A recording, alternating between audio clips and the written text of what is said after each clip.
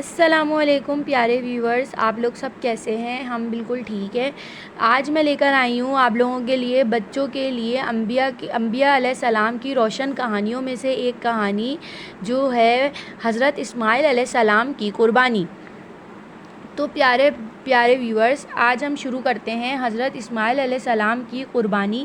حضرت اسماعیل علیہ السلام حضرت ابراہیم علیہ السلام کے بیٹے تھے۔ ان کی والدہ کا نام حضرت ہاجرہ علیہ السلام تھا۔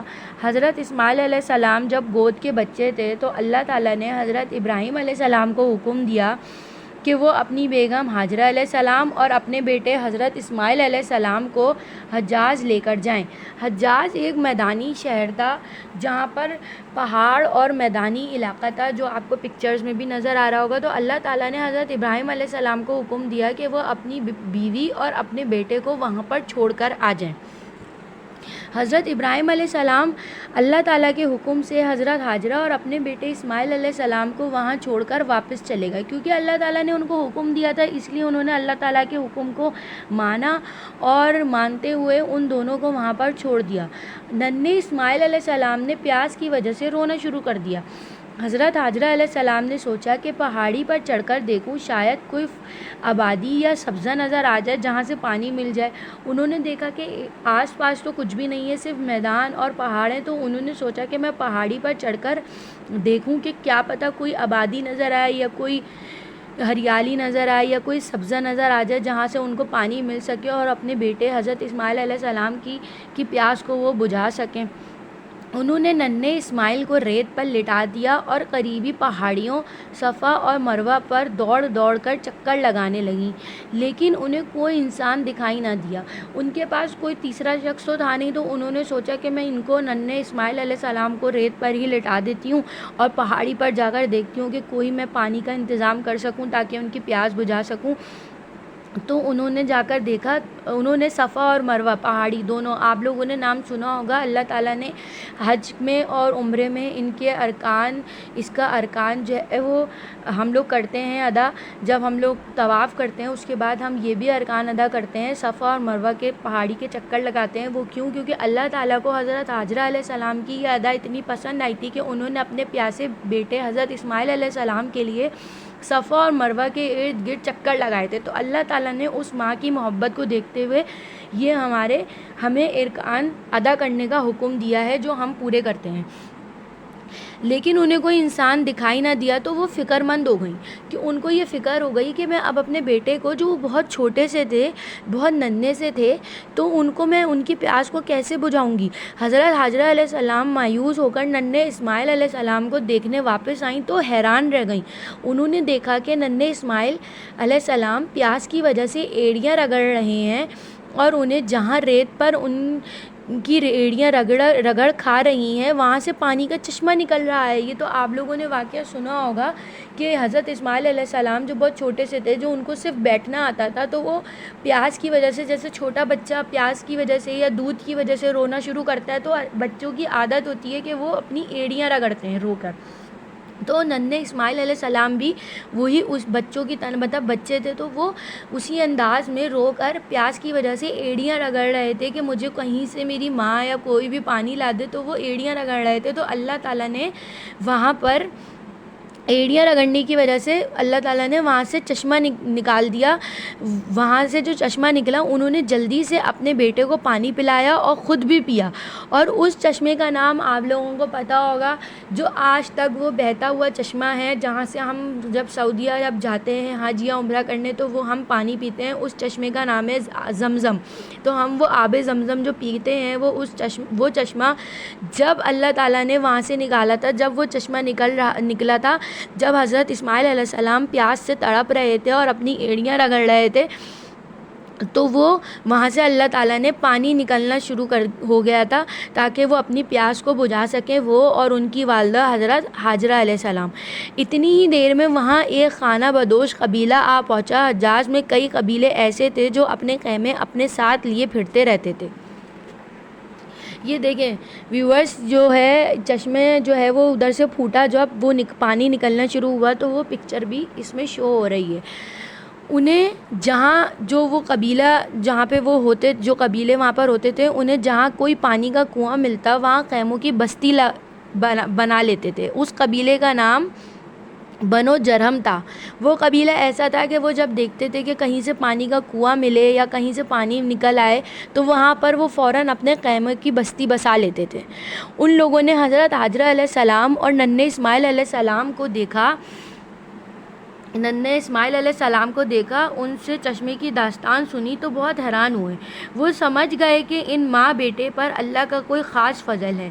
انہوں نے ننھے اسماعیل علیہ السلام اور ان کی والدہ حضرت ہاجرہ علیہ السلام کی بہت عزت کی اور پھر وہ خیمے لگا لیے.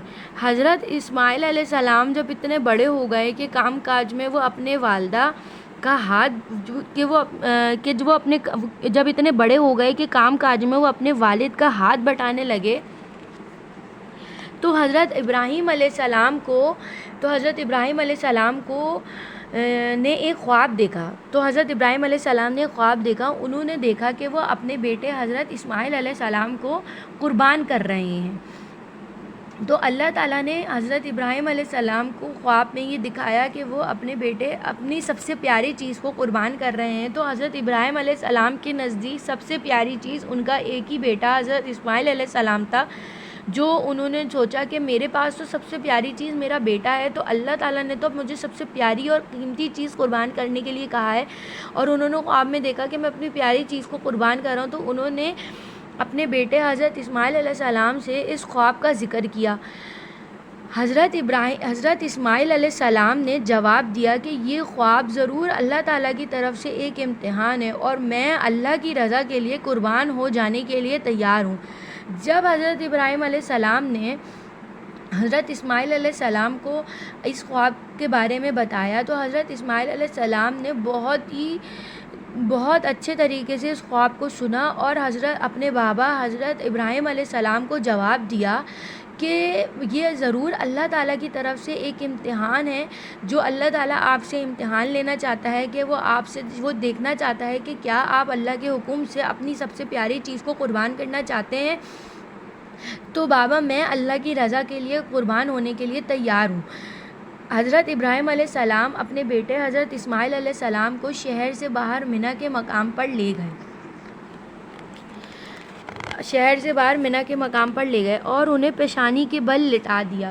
تو یہ واقعہ آپ لوگوں نے پہلے بھی سنا ہوگا کہ انہوں نے حضرت ابراہیم علیہ السلام نے حضرت اسماعیل علیہ السلام کو منی کے شہر سے دور منی کے مقام پر لے گئے اور ان کو پیشانی کے بل لٹایا تاکہ اپنی سب سے پیاری قیمتی چیز کو قربان کر سکیں کیونکہ اللہ تعالیٰ نے ان کو یہ حکم دیا تھا.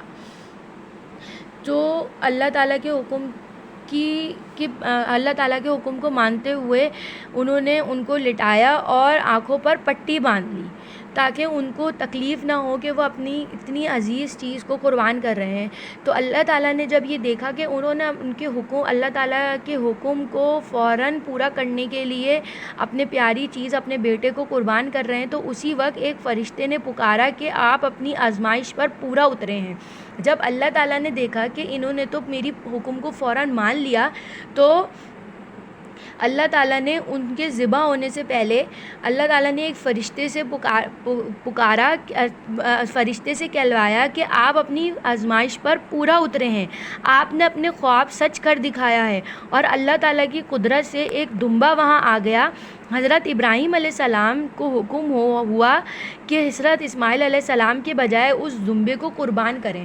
تو اللہ تعالیٰ نے جب دیکھا کہ یہ تو میری آزمائش پر پورا اتر گئی, یہ تو اپنے بیٹے کو ذبح کرنے کے لیے قربان کرنے کے لیے لے کر آ گئے, تو اللہ تعالیٰ نے اس چیز کو نہ ہونے دیا کہ وہ اپنے بیٹے کو قربان کریں بلکہ ان کی جگہ ایک دمبے کو رکھ دیا اور کہا کہ اس دمبے کو قربان کریں. ہر سال حاجی لوگ حج کے بعد منی کے مقام پر قربانی کرتے ہیں. اس سے حضرت ابراہیم علیہ السلام اور حضرت اسماعیل علیہ السلام کی اس عظیم قربانی کی یاد تازہ ہوتی ہے. تو اسی لیے ہم جب قربانی کرتے ہیں ذی الحج کے مہینے میں تو اس سے یہ یاد تازہ ہوتی ہے کہ ہم اپنی سب سے پیاری اور قیمتی چیز جو ہم اپنے گھروں میں جانور لے کر آتے ہیں تو وہ بھی ہم سے بہت اٹیچ ہو جاتے ہیں، وہ ہمارے لیے بہت پیاری اور قیمتی بن جاتے ہیں. تو اللہ تعالیٰ نے اسی لیے ان سے محبت ہمیں بہت زیادہ ہو جاتی ہے، تو اسی لیے ان کو قربان کرنے کا حکم دیا ہے تاکہ ہمیں ان سے محبت ہو اور ہم ان کو قربان کریں. تو اس چیز کی یاد تازہ ہو کہ حضرت ابراہیم علیہ السلام نے اللہ تعالیٰ کے حکم سے اپنی پیاری چیز کو قربان کرنا چاہا تھا، اور اللہ تعالیٰ کی نے جو ان سے کروانا، مطلب اللہ تعالیٰ نے جو ان کو حکم دیا تھا تو اس آزمائش پر وہ پورا اترے تھے.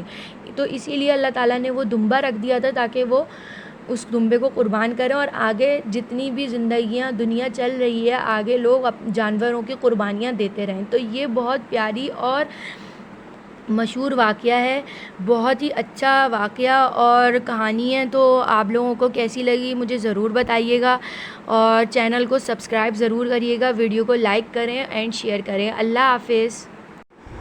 جی تو فرینڈس، آپ لوگوں کو اسٹوری کیسی لگی مجھے ضرور بتائیے گا. اگر اچھی لگی تو لائک کیجیے. اور آج میں اپنا ولاگ جلدی اینڈ کر رہا ہوں کیونکہ مجھے کل اسکول جانا ہے، اور اب میرا لاسٹ ڈے کل اسکول کا، اور اب میری عید کی چھٹیاں آ رہی ہیں، اور اب تو میں لمبے لمبے ولاگ بناؤں گا اور اب تو بہت مزہ آئے گا. اور آپ لوگوں کو میں عید کے چیلنج بھی دکھاؤں گا. اچھا خیر، آج میں اپنے ولاگ کو اینڈ کرتا ہوں. فن ود ابرار کو سبسکرائب کیجیے، میری فن ود ابرار کو شیئر کیجیے، میری ویڈیو کو لائک کیجیے. اللہ